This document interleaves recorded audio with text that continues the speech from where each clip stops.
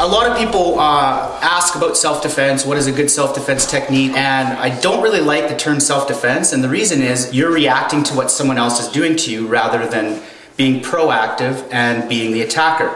Basically, I grab your wrist, you slam me in the face. I try and choke you, you slam me in the face. I try and bear hug you, you slam me in the face. I try and hit you, you slam me in the face. Okay. So I mean, if I come by and I just go like this, hit. Good, you don't stop coming, perfect. So if I want to choke you, same thing. You just keep slamming at the head. Doesn't matter what I do. If I want to come in to bear hug you, and you just keep driving forward, you keep driving through. Okay. So for a rear, like if you're getting bear hug from behind, there's a couple options. One of the really good ones is if you're approximately the same height, a headbutt to the back of your head is much, much harder than the person's face. Yeah. You'll break their nose. Like elbow. Elbows are good. Again, what you want to do, when you're doing elbows, if you bear hug me like this, okay? If I'm elbowing you like this, my ultimate goal is to spin around and then get at your head again, right? So if Trevor wants to do that with me, so he's bear hugging me, I'm going to spin and I'm going to...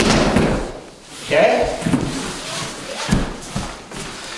You want to spin as quickly as you can. Now whether that's elbows, shot to the groin, stomping on the foot, headbutt to the face, you want to turn around and get at him. Now, do the choke, just lightly. I want to just be able to talk.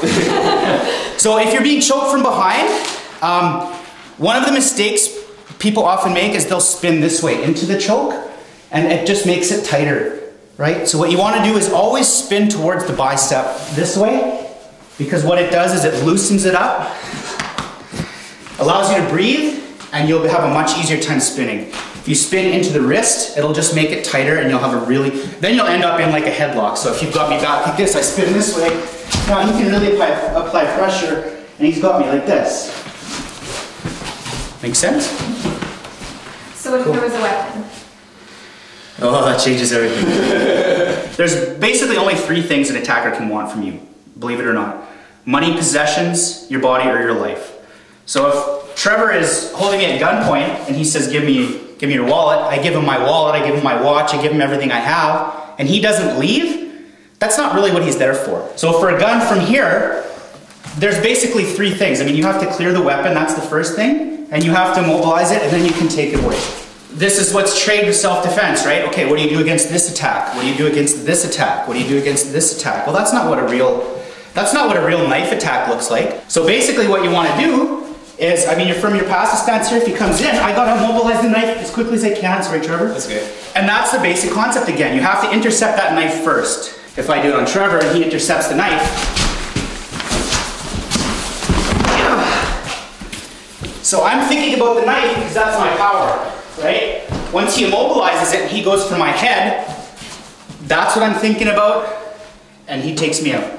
Basically, like if you're looking at situations in the street where there's a lot of posturing, especially where guys are concerned, and before a punch gets thrown, there's a whole lot of like, what's the problem, man? Like that kind of stuff, right? Where it goes back and forth. Once it gets physical, like 95% of the time or more, it's gonna be a haymaker. So basically what you wanna do is intercept that strike and then go for the head. Again, same thing. He's immobilizing my hand and he's going for the head.